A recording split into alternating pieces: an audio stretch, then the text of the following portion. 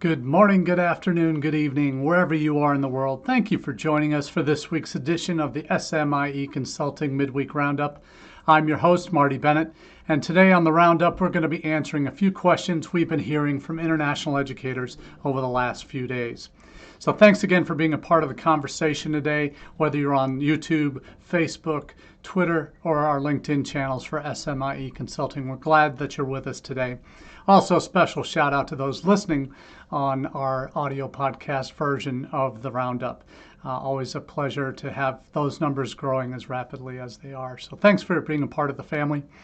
As we do each week, we take the themes and the questions for our discussion today from our newsletter that comes out on Mondays at 9 a.m. Eastern. And you can subscribe to that newsletter at our smieconsulting.org/subscribe address. And the links to all of the stories I'm covering today, along with the website information, is going to be coming to you in the chat live on YouTube and Facebook. And we're going to be adding in the other stories and other things after the event is done on our other channels. So appreciate you being a part live. To get the stories that come each Monday to your inbox, subscribe either through the website. I've also dropped the link to the most recent edition of the SMIE Consulting newsletter called All the SMIE News Fit to Share. And that stands for Social Media and International Education, in case you're wondering. And we take the news stories from that newsletter on Mondays, and we discover the themes, the common themes we see popping up in more than one of the news articles, but also in just general importance. We kind of pick on those themes that would make sense and certainly would be relevant for international ed audiences here in the United States and abroad as well. So we, as we do each week, we'll get into our first question. We'll go a little bit more in depth into this first one than perhaps the last two, but it's one that really makes a difference. I think it certainly has made a difference in my entire international ed career, certainly since the mid-2000s when social media first became an important tool to reach students, and that's using social media to elevate and to use your current student stories to encourage future international students to make the plunge and come to your institution. Referring first to, there was actually a session at last week's International ACAC conference. It was just amazing to get back together with that group. It's been a long time, obviously, since International ACAC has been able to meet in person because of the pandemic. The University of New Mexico, Pablo Torres and his fine team at UNM did a fantastic job getting the event organized. I've been waiting to put it on for 3 years, so they did a great job, and weather was decent. It was hot, but not too hot, and certainly gave us enough opportunities to explore the campus and explore the city of Albuquerque as well. So kudos to the International AC team and Christophe Toribio for putting on a fantastic conference, and looking forward to next steps with that organization. But let's get to one of those sessions and the reason for this first question. How are you using international student voices on social? And I phrase it this way for a particular reason. For those that know me, I've been in international ed for nearly 30 years now. And when it comes to social media, that's something that I've been preaching for a number of years, is that your best advocates are going to be your current students, international students, and you need to be on platforms where your future students are spending their time, and that's social. And as one presenter commented during the conference, students don't just spend their time on social, they live on social media. So having a presence there, using your current students to help you reach those future students better, is just priority number one. So the question is, are you using international student voices on social? Hopefully that's a message that certainly myself and numbers of others, countless other international educators have been preaching for a number of years. But it's how you're leveraging now that's becoming a little bit more sophisticated of a question that requires a little bit more in-depth answers. And Pi News did an article on this session. that was entitled Social Influence, Elevating Student Stories on Social Media.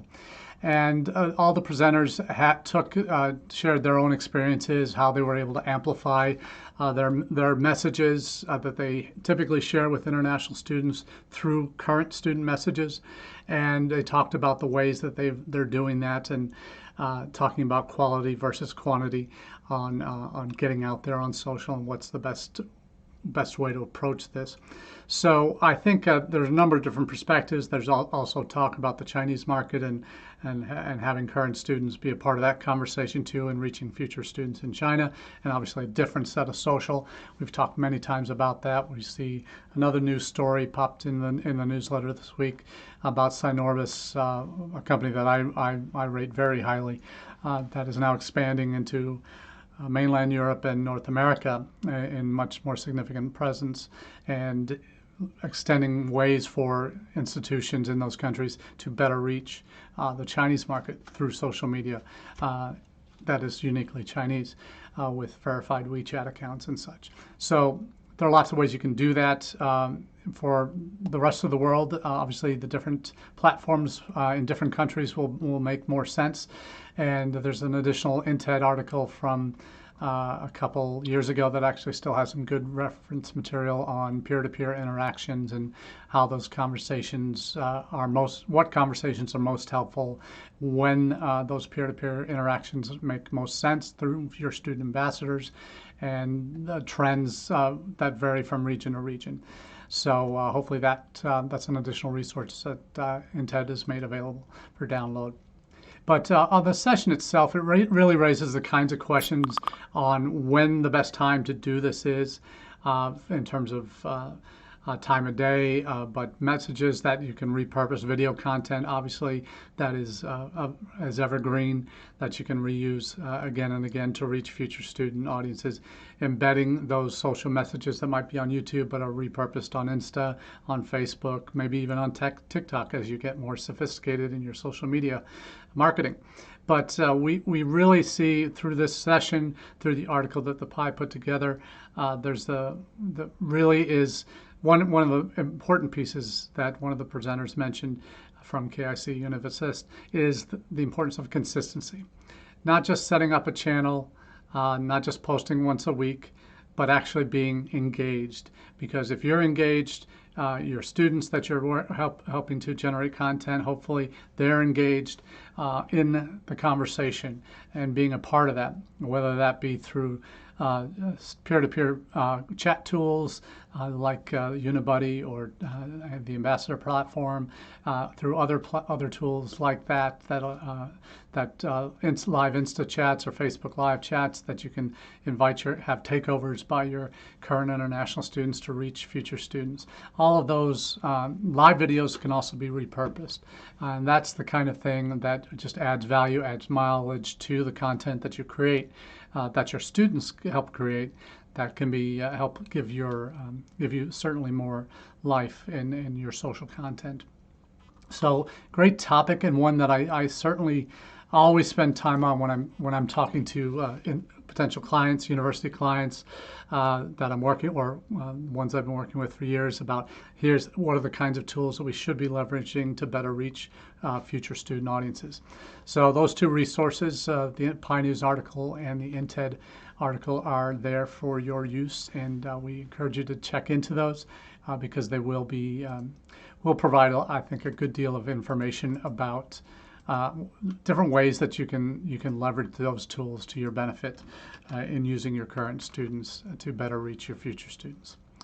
Now let's move on to the next topic of the day. I'm referring to agent surveys. There are a couple that came out in the last week or two that are worth diving into. First of which is an ISEF report, Agent Voice report, that covers is an annual report, Agent Voice report, that covers agent perspectives. And the agents for, obviously, well over half of U.S. institutions, we found out recently, are now using agents, according to NACAC surveys.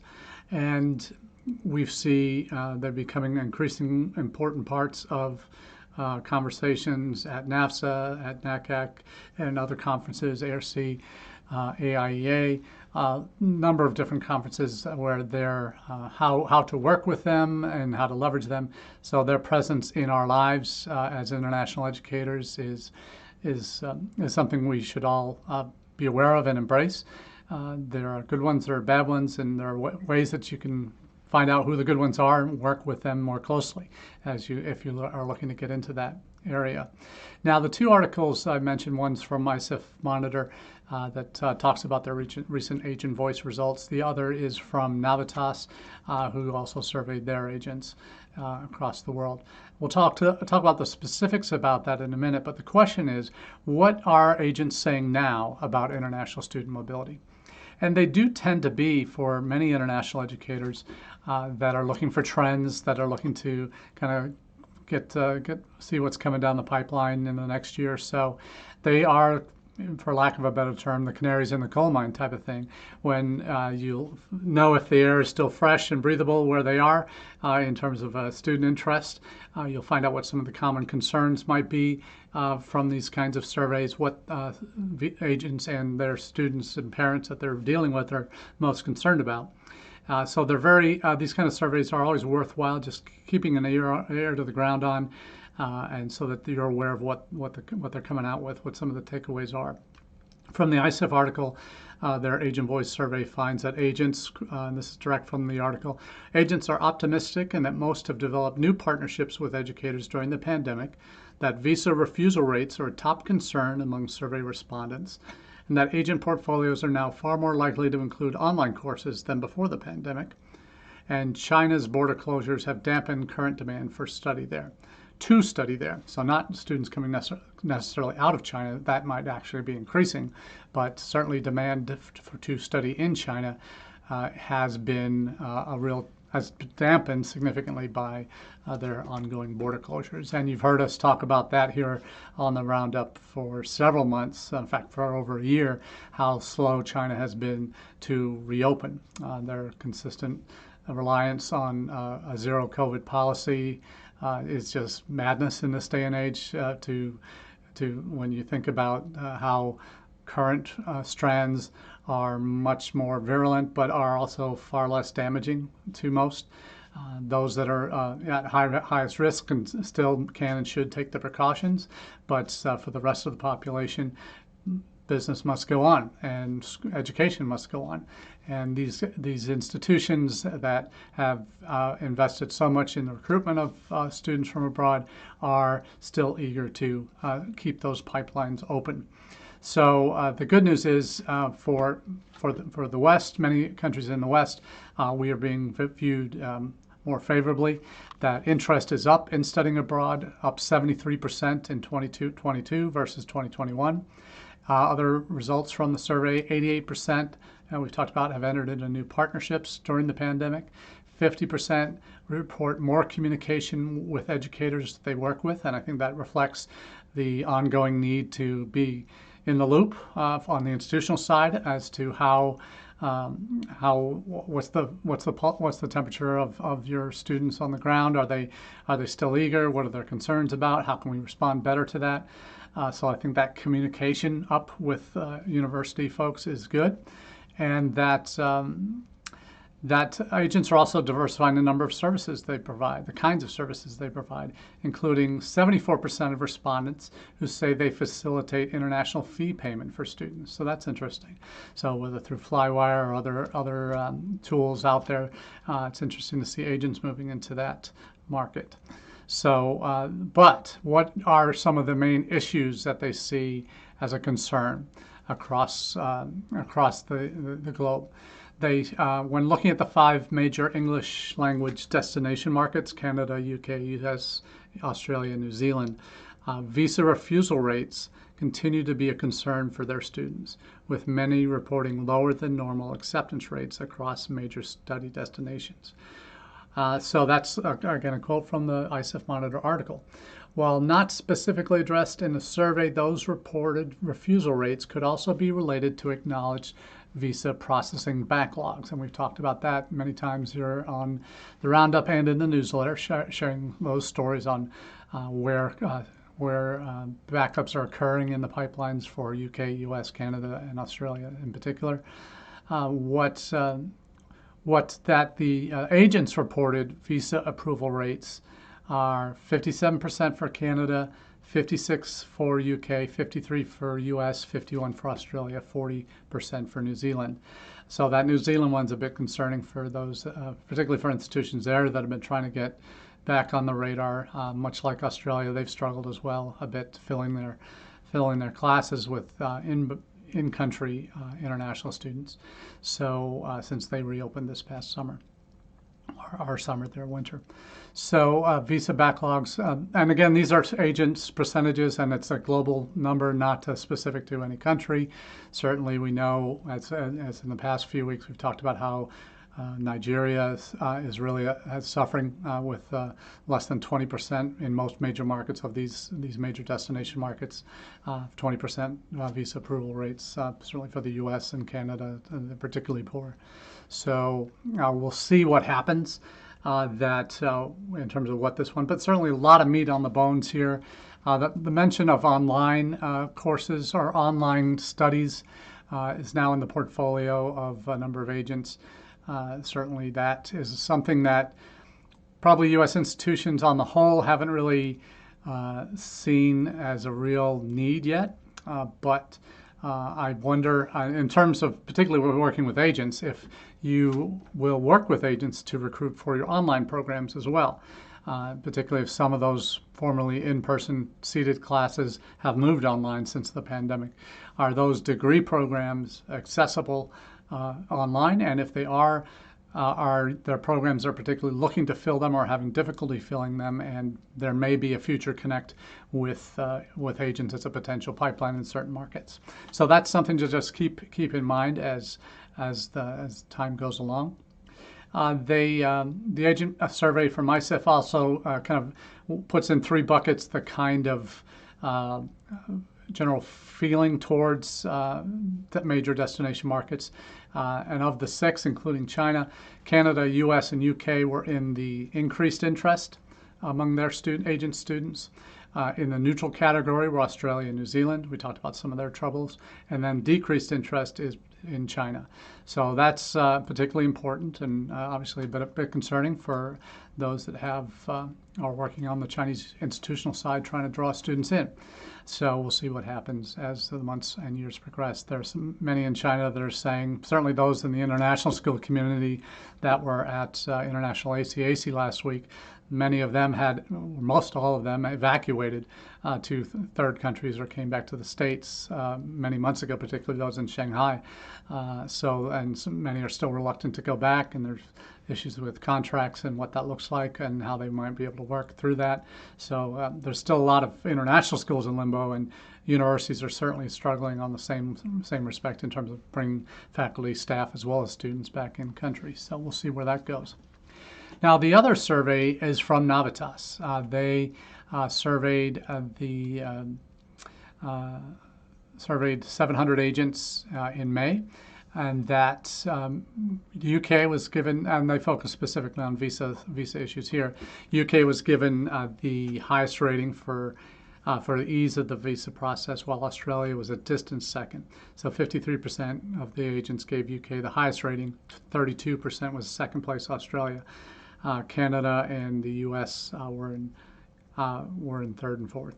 So that's back in May. So it's a little bit of a different take on the visa issues, but certainly focusing on the UK's continued success. They've had backlog issues too, but their acceptance rates have been, according to the Navitas agents who were surveyed, 60% see visa acceptance rate, very good on the visa acceptance rates. The U.S. and Canada fared far lower, with less than 20% saying acceptance rates were very good.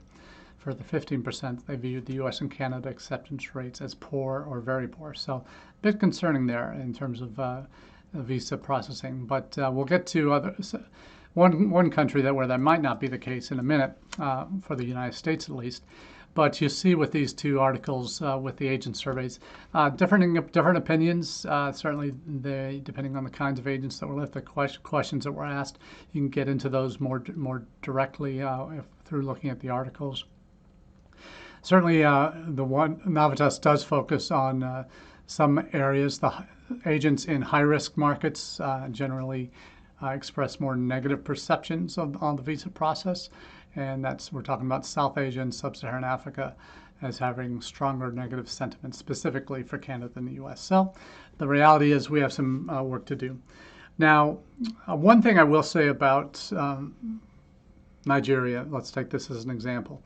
I had conversations with Education USA advisors from Nigeria. At institutions I've worked with previously, when I've had students in Nigeria that weren't already working with an agent, I insisted that they go through Education USA for the visa processing piece, because that means they're getting it from the horse's mouth, from the consular officers that come and do trainings and meet with the students and do sessions with them about the kinds of questions. And they hammer home the visa process to these students at the EdUSA offices in Nigeria. And I asked the advisor, and I said, Sade, tell me, there's obvious concern of Nigerian students that are looking to come to the U.S., other countries, and getting visas is the real challenge. How are your students that are going for visas? What's their success rate compared to the national average? And she said, 100% every year. We rarely ever have a student that has used our services that doesn't get their visa. There's been a couple of institutions I've worked at that actually mandated and that any student in the country, they weren't working with agents at the time, any student in that country, in Nigeria, had to work with Education USA in order to apply to the university. So not just at the tail end of the process. So there's certainly value, and there are agents that can perhaps some of the bigger shops that know what they're doing when it comes to visas. Certainly working with a big player like IDP that's been in Bangladesh, which is a particular trouble spot in South Asia, Nigeria. They've fully opened their office now, and hopefully that'll lead to better mid rates there, visa success rates there. But that's really an area of concern where you need the people on the ground to help your students get their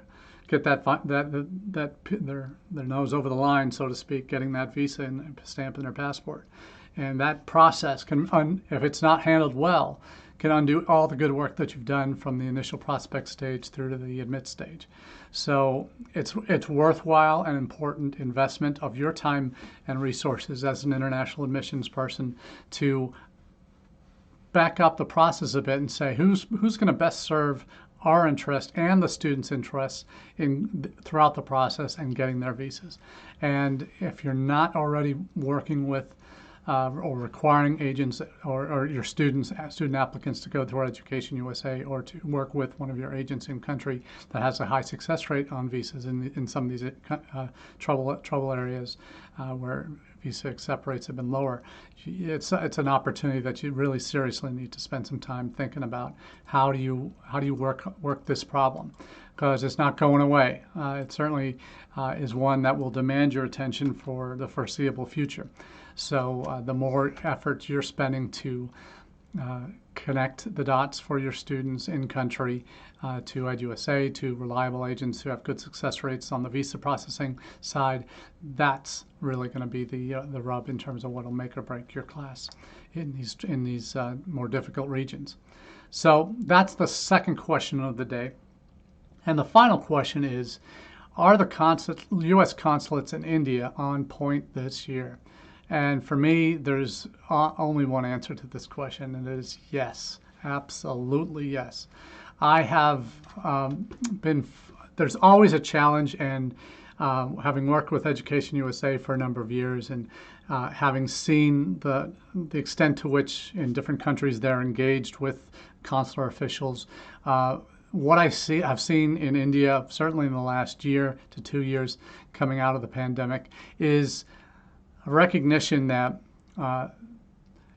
among the consulates, consular visa officers in country and their leadership in New Delhi, that they need to be more open and more prepared and make the process smoother, facilitate more appointments, hire more embassy staff and consular staff to do the appointments, because that's been one of the challenges, frankly, since the pandemic, is that there have been huge departures from the Foreign Service, and those Foreign Service officers, particularly in the first 2 to 3 years of their first 1 to 2 posts, that's what they're doing. They're doing visa processing, visa interviews most of their day.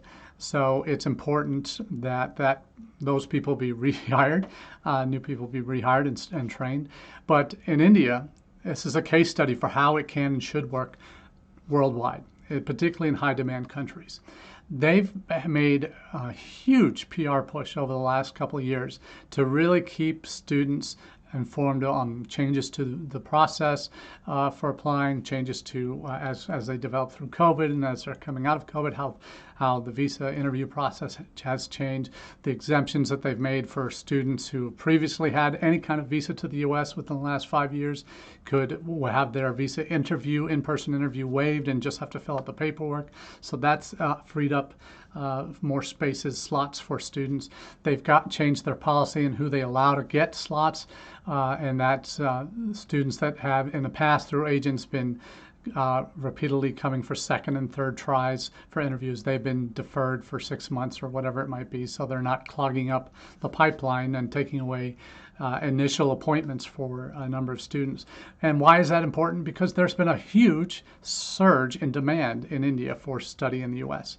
There have been surges to Canada, surges to the UK as well in the post-pandemic era. Maybe some of that's coming away from Australia, but just overall, there's been a rising tide of Indian students looking to go abroad. And it's traditionally been to the US at the graduate level, but we're seeing more and more undergraduate Indian applicants coming through because of the rising middle class in India and the more families that can afford it. Seeing a similar trend, but not nearly on the scale yet, to what we saw with China back in the early 2000s when you had a rising middle class there. You had a previous generation of Chinese students in the 80s and 90s that had studied it in the U.S. They'd come home, had their first child, invested everything in that child, and then wanted them to have that same experience and then have them, even though their parents came as grad students, they want their sons and daughters to come over earlier and come as undergraduates. You've also seen in the last 10 years the rising tide of Chinese and Vietnamese, Korean students that come for high school as well as a preparation for university admission to give their sons and daughters legs up in terms of qualifying for university admission. So there's a lot going on, and being aware of this rising tide, particularly in India, has been really, I think, good acknowledgement and forward thinking that on the part of the U.S. Embassy and consulates there. Just to give you a sense, they're still not fully staffed. They had in the fiscal year 2022, which ended in fiscal year 21, which ended in October. They had 63 or 62,000 student visas approved. And when you typically see visa numbers coming out of posts, particularly consulates and embassies, they rarely split them up as specifically as they do in India. And I love that they're doing this, and I wish other consulates in other countries, particularly in China, would do the same thing. And in this level of detail. Just to give you a sense, last year 63,000, fiscal year 63,000. They're shooting to beat that this year. They are, to give you a sense on how far ahead they are already in the first 5 months, four and a half months of the year across the 5 consulates in India. They have already issued 14,694 F1 student visas. That is that same period pre-pandemic, January to May, 5,663. So they're up over almost 160% over pre-pandemic numbers for the first 4.5 months of the year. Now this is before peak times we all know is in the summer. Last year they kicked it up a notch or two in terms of opening visa appointment sessions at the consulates, streamlined that process. They had that exemption for those that had for in-person interviews, for those that had visas previously in the last 5 years. So that opened up more slots. They put in that new regulation, as I said, to defer if people have already been denied once for a period of time. So this is really, the floodgates have opened, and they've really opened significantly in New Delhi. That went from under 1,500 in 2019 for that January to May period I mentioned earlier to over 8,000 in the January to May 2022 period. So if this keeps up for the summer, and goodness knows we need some good news from India coming out. If this keeps up, they're going to smash that 63,000 record that they were talking about. And this is before even the new building, new consulate building is not even open yet. That's going to be open in 2023 when the new consulate building will have like 90 visa interview windows, just a massive increase in capacity there. So they're doing it right in India, and they're making sure that the general public in country know that as well. And that's important because that keeps the U.S. on the front of mind for parents and students in that country that are looking to come to the U.S. So some really positive news coming out of India in terms of the visa situation, and long may that continue. That's all we have for you today on the Midweek Roundup. We appreciate you being a part of the conversation and wish that you all have a very safe and productive week, and we look forward to chatting with you again in the weeks to come. So thanks very much, and have a good rest of your day. Cheers.